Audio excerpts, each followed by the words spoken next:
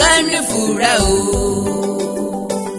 2023 yìí adùn ẹ má ṣe jẹ́ kílẹ̀ yìí dìgbì ogun àkàndá mo wí tèmi ó yẹ ká ní fura o 2023 yìí adùn ẹ má ṣe jẹ́ kílẹ̀ yìí dìgbì ogun àkàndá mo wí tèmi.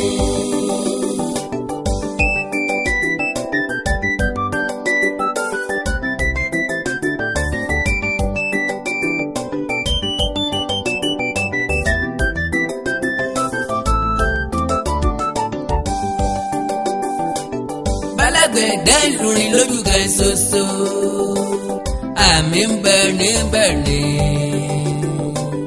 ọwọ́ tẹ̀yà yìí gbèjú ti wá lọ ẹ jẹ́ ká ní fura ó yẹ ká ní fura o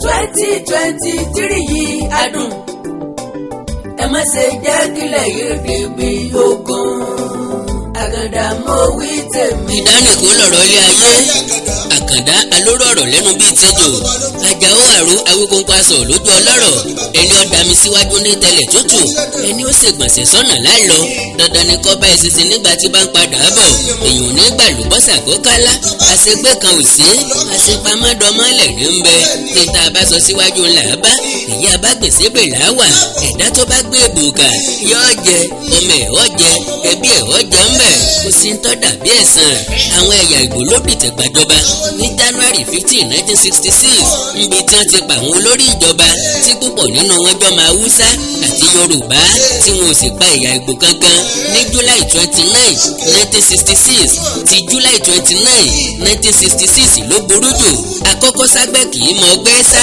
yàtọ̀ sí ẹni tó sá ni àkọ́dá orú ọ̀dà bí àdágbàyìn ṣe lọ́dà bí ìgbà tí ẹ̀yà Ìgbò fàbàrà kékeré pani ńlá ọlọ́run ọmọ tó bẹ́ẹ̀ pọ̀ o àfàlìkà wíyò náà kò sí ń tọ́dà bí ẹ̀sán àbígbẹ̀yìn Olódùmarè ẹ̀rọ Abẹ́òkúta lọ́tà àkọ́kọ́ ti kọ́kọ́ dún ní Abẹ́òkúta Garrison of Nigeria Army aago 12 rékọjá ìṣẹ́jú díẹ̀ gẹ́ngẹ́ lóru July 29, 1966 géńdé ọlọ́run mẹ́ta ló ti lulẹ̀ Lieutenant Colonel Gabriel Okonweze the garrison commander Major John Obiewo commander of the 2nd Risk Squadron àti Lieutenant Ibi Orok láti Risk Squadron bákan náà àwọn ará òkè ọ̀yá ń gbẹ̀san ìdìtẹ̀gbàjọba tó wáyé ní January 15, 1966 tó sọ ọmọ Yíbò Major General Johnson Thomas Monakwe Àgóyè Ìrọsì di ààrẹ Yakubu Gowon gbàjọba òkú Ìrọsì dáadáa tí fògùn mọ́ dálá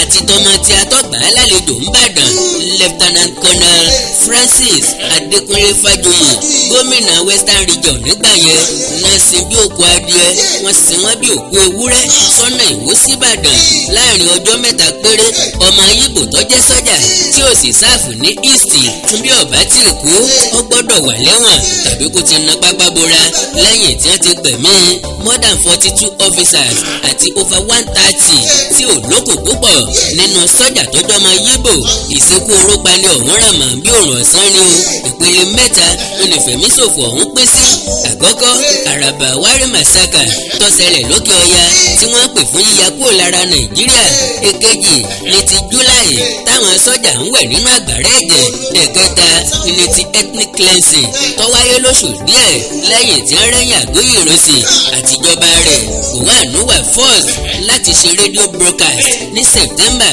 29, 1966 you all know that since end of July God in his power has entrusted the responsibility of this great country of ours into the hands of yet another northerners.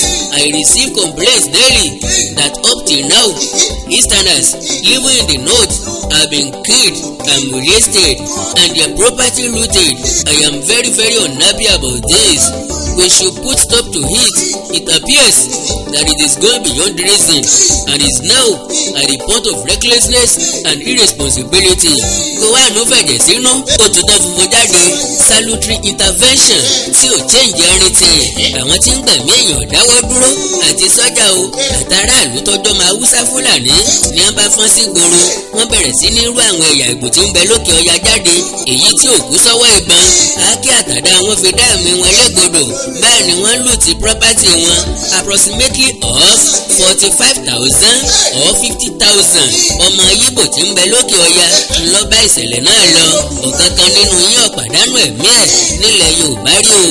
Wáyé tó tún wá jẹ́ àwa lọ̀tá yín instead tó fi yẹ káwọn tí ń pariwo obedient ẹlẹ́yà wọ̀nyí kí wọ́n lọ rèé yàwó ìtàn wò.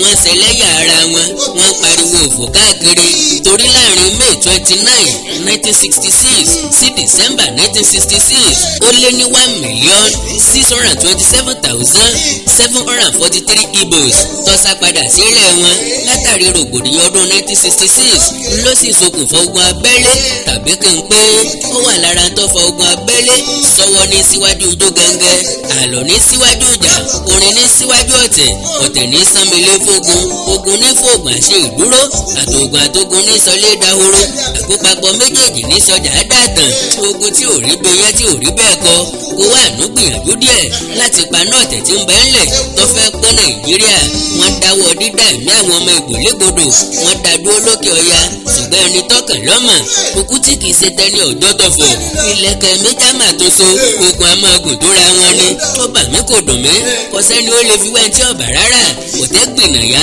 láàrin ẹ̀yà Ìgbò àtàwọn ará òkè ọya àbí ẹni ọba gbóúnjẹ lẹ́nu ẹni ẹ̀mí ẹni lọ́fẹ́ gba bọ́sì ẹni tó gbóúnjẹ tó tún gbẹ̀mí ẹni kí làwa ti fẹ́ ṣe o ìwáàánú kéde state of emergency ní May 27, 1967 ó pín 4 region tí ń bẹ ní Nàìjíríà sí ìpínlẹ̀ 12 ìyẹn ti tako àdéhùn tí ń bẹ nílẹ̀ èyí tí wọ́n ń pè ní Àbúrí Accord tí wọ́n ṣe ní Ghana ọjọ́ kẹta rẹ̀ ńlójúkú kéde ìyapa Republic of Biafra because to him fífagilé regional government bí ìgbà téèyàn mọ̀ọ́mọ̀ fẹ́ monopolize ẹ̀yà Ìgbò ni bí ìgbà téèyàn kàn fẹ́ fi gígùn wọn lójú ọgbẹ́ ó ní ntí àwọn jọ tí wọ́n bọ̀wé àdéhùn ní regional government tí Ojukwu sì jẹ́ gómìnà ìlà oòrùn bí ọ̀bá wa rí bẹ́ẹ̀ mọ́ bí ọ̀bá wa ṣiṣẹ́ mọ́ a jẹ́ pé ọ̀fọ́n ti tọ̀ sí gbàgede náà kẹ́lẹ́kọ̀ọ́ kẹ́kọ̀ọ́ ẹ̀ lọ́wọ́ ló kù ojúkọ̀ ráàyè gbẹdí ẹsẹ̀ ìgbésẹ̀ ló fi dájọba Gowon lóhùn láàrin March sí April ọdún 1967 nípa yíya Eastern Regional Government àti revenue wọn kó lára Federal Government ó bẹ̀rẹ̀ sí ní mọ̀tì prayer lérí ìjọba ó ní àwọn fẹ́ ní orílẹ̀-èdè táwọn Ojukwu ti báwọn èèyàn sọ̀rọ̀ inú gbogbo wọn lódùn tí wọ́n fẹnu kò pé bí àwọn bá lè dá dúró gẹ́gẹ́ bí orílẹ̀-èdè kí ló dùn bí àrùn ibà nǹkan àlùmọ́ọ́nì pẹ̀lú àwọn nǹkan ọrọ̀ ajé àwọn yóò dé tàwọn nìkan gbogbo ọmọ Ìgbò ló sọ̀pọ̀tì Ojukwu nítorí pé rògbòdìyàn òkè ọya tó ṣẹlẹ̀ ń dòní kò sẹ́ni tí ọ̀kan láàrin wọn yàtọ̀ sáwọn tó fojú winá ogun tó rí kó yọ àwọn kan ń bẹ tí pàṣán kínní ọ̀hún gbómọ́ lórí jù less physically but nonetheless very bitterly ìdí ni pé àwọn ẹ̀yà Ìgbò tí ń bẹ lókè ọya oníṣòwò lọ́pọ̀ jù láàrin wọn wọ́n sì lówó lọ́wọ́ wọ́n rí jájẹ ju àwọn tí ń bẹ nílé lọ ìgbà tí wọ́n ti wá sọ wọ́n sí òwò ní nọ́ọ̀tì tí wọ́n gbélé jó ṣọ́ọ̀bù tí wọ́n lù tí ọjà wọn dandan ni kí wọ́n rọ̀gbọ̀kú ilé àwọn tó wà nílé ṣe gbàgbé pé kò séèyàn tí kówó rẹ̀ sí báńkì nírú àkókò yẹn inú ilé inú ṣọ́ọ̀bù ńlá kówó wá sí bí wọ́n bá ti jólé jó ṣọ́ọ̀bù owó ti wọgbónú o ìyẹn mú ìnira tọ́pọ̀ bá wọn àtàwọn tó wà nílé àti jẹun dogun àti bùkìlé dọ̀ràn ebi ò sì mọ̀ pé òkè ò sí ńlé gbogbo ojúmọ́ bá ti mọ́ ibi a máa pa ni òòsà bí ọ̀fun ò sí lójúmọ́ ní gbẹ́bọ̀ bí ebi bá ti kú nínú ìṣẹ́kù pẹ́ńpẹ́ àkàndá alóró ọ̀rọ̀ lẹ́nu bíi tẹ́jọ́ ajáò àró awíkóńkó aṣọ lójú ọlọ́rọ̀ láì dé ọ̀nà pẹ́nu ẹ̀yà Ìgbò kọ̀ǹpẹ́ẹ̀lì Ojukwu láti declare Eastern Region of Nigeria as an independent sovereign state gẹ́gẹ́ bí Republic of Biafra ní May 30th 1967 Ojukwu ń parí ogun mọ́ òrìṣà má jẹ́ ọ̀tẹ̀ ẹnu mi bóde wọ́n ń parí ogun mọ́ òrìṣà má jẹ́ ọ̀tẹ̀ ẹnu mi bóde wọ́n ń parí ogun mọ́ ẹ gbọ́ declaration speech Ojukwu ní May 30th 1967. Fellow countrymen and women, you the people of Eastern Nigeria, conscious of the supreme authority of Almighty God over all mankind, of your duty to yourself and prosperity, aware that you can no longer be protected in your lives and in your property by any government based outside Eastern Nigeria, believing that you are born free and have certain inalienable rights which can best be preserved by yourselves, unwilling to be unfree partners in any association of a political or economic nature, rejecting the authority of any person or persons other than the military government of Eastern Nigeria to make any imposition of whatever kind or nature upon you, determined to dissolve all political and other ties between you and the former Federal Republic of Nigeria, prepared to enter into such association, treaty or alliance with any sovereign state within the former Federal Republic of Nigeria and elsewhere on such terms and conditions as best to subserve your common good, affirming your trust and confidence in me, having mandated me to proclaim on your behalf and in your name the Eastern Nigeria be a sovereign independent republic. Now, therefore, I, Lieutenant Colonel Chukwuemeka Odumegu Ojukwu, military governor of Eastern Nigeria, by virtue of the authority and pursuant to the principles recited above, do hereby solemnly proclaim that the territory and region known as and called Eastern Nigeria, together with our continental shelf and territorial waters, shall henceforth be an independent sovereign state of the name and title of the Republic of Biafra, and I do declare that 1. All political ties between us and the Federal Republic of Nigeria are hereby totally dissolved.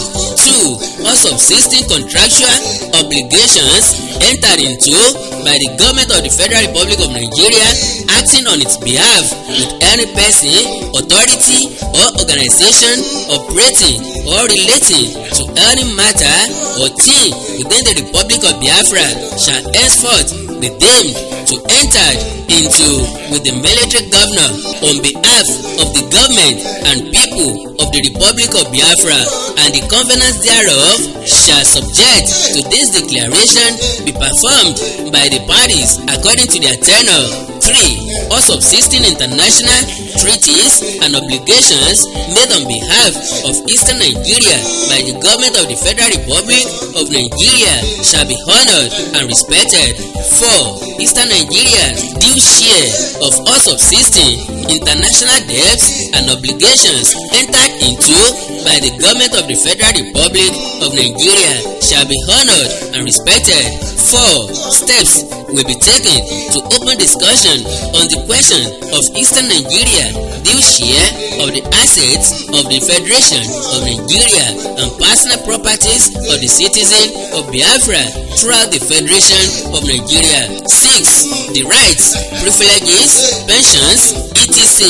of all personnel of the public services, the armed forces and the police now serving in any capacity within the Republic of Biafra are hereby guaranteed. 7. We shall keep the door open for association with and welcome any sovereign unit or units in the former Federation of Nigeria or any other parts of Africa desirous of association with us for the purpose of running a common services organization and for the establishment of economic ties. 8. We shall protect the lives and property of all foreigners residing in Biafra. We shall extend the hand of friendship to those nations who respect our sovereignty and shall repel any interference in our internal affairs. 9. We shall faithfully adhere to Charter of the Organization of African Unity and of the United Nations Organization.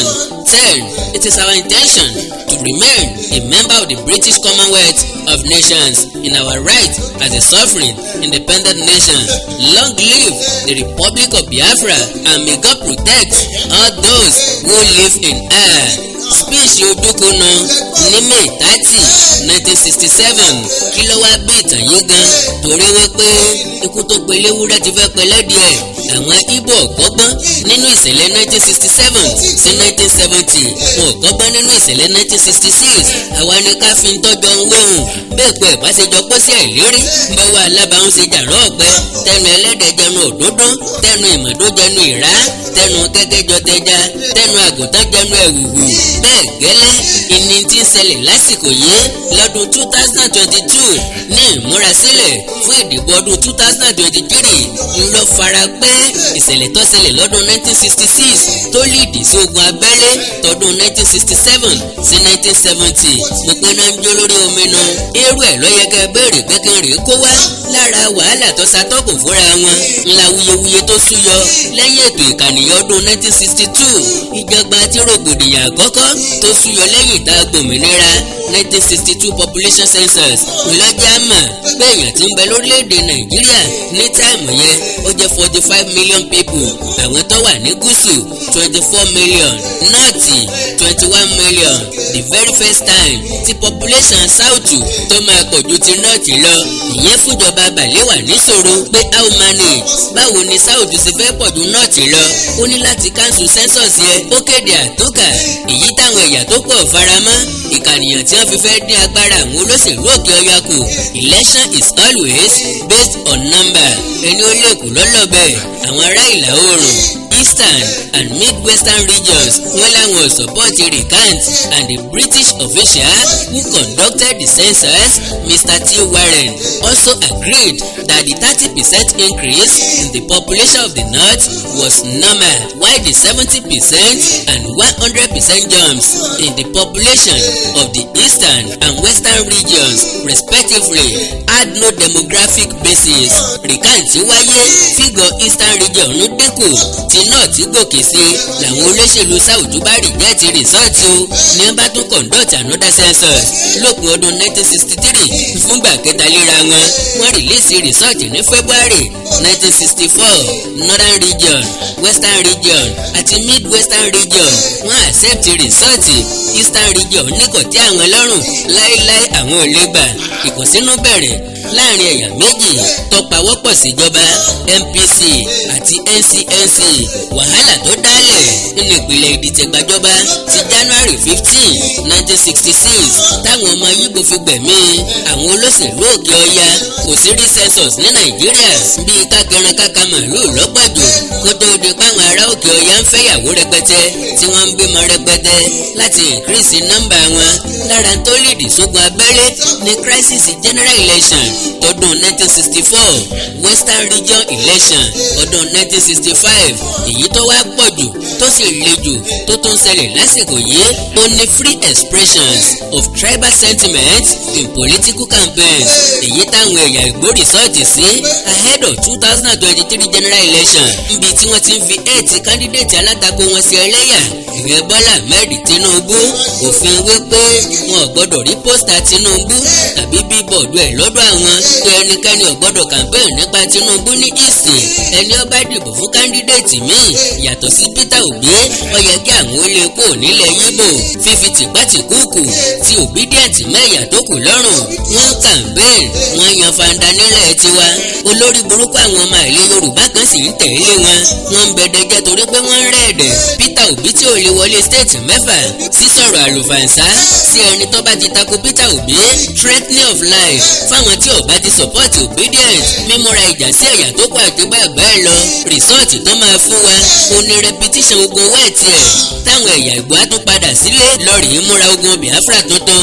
ogun àwítẹ́lẹ̀ nìyí tí kì í parọ́ tó bá gbóhùn. another factor ní Ìgbò tendency to suppress opposition in politics. lára tó fa ogun abẹ́lé ní introduction of Decree 34 by Irosi administration tó fi sọ Nàìjíríà di unitary state. ohun tó wà wà lọ́kàn Peter Obi nìyẹn láti fẹ́ fún ẹ̀yà Ìgbò nìkan pẹ̀lú èrò wípé wọ́n ti ń jẹ àwọn máyé ọjọ́ ti pẹ́.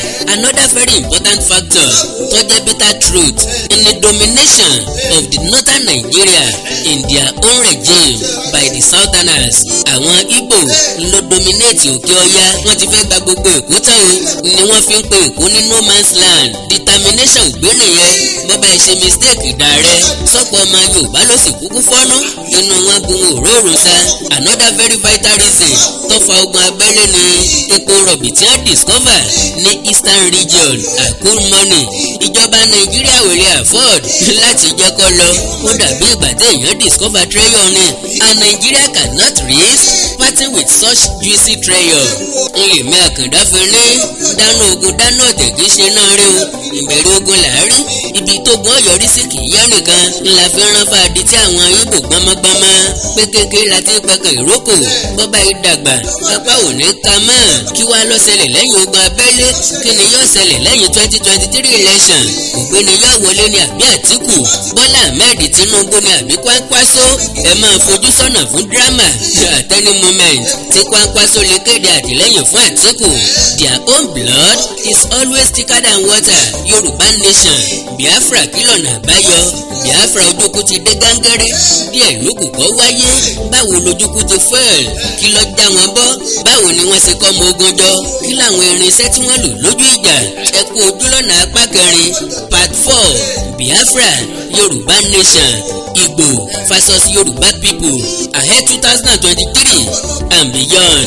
Àkàndá alóró ọ̀rọ̀ lẹ́nu bíi tẹ́jọ́, Àjàó Àró Awíkóńpasọ̀ lójú ọlọ́rọ̀. N ó kì í dọ̀rọ̀ mi bàkọ̀. Ẹ mọ̀ mí, mo tún lè fa ayọ̀ láìpẹ́ rárá. Ẹ láìkì kẹ́ fọ́lọ̀ péèjì mi lórí Facebook Awíkóńkó TV, Awíkóńkó TV. Ẹ subscribe sí YouTube channel mi Awíkóńkó TV, Awíkóńkó TV. Ẹwà èdè Yorùbá TV, Oríkì Yorùbá TV, Òwe Yorùbá TV, Comedy Magic TV. Ìkórìtà kò yé mi àti bàbá ẹ lọ. Bí ẹ bá wá ní nǹkan pàtàkì tẹ́ ẹ fẹ́ kájọ sọ, ẹ já sọ̀rọ̀ lórí WhatsApp nìkan ni o +234 904 851 9362 +234 904 851 9362. Orílẹ̀-èdè Yorùbá ò ní dàrú, ìlú ẹnìkọ̀ọ̀kan wa yóò tòrò mẹ́nẹ́mẹ́nẹ́. Àjùwà ṣe wò.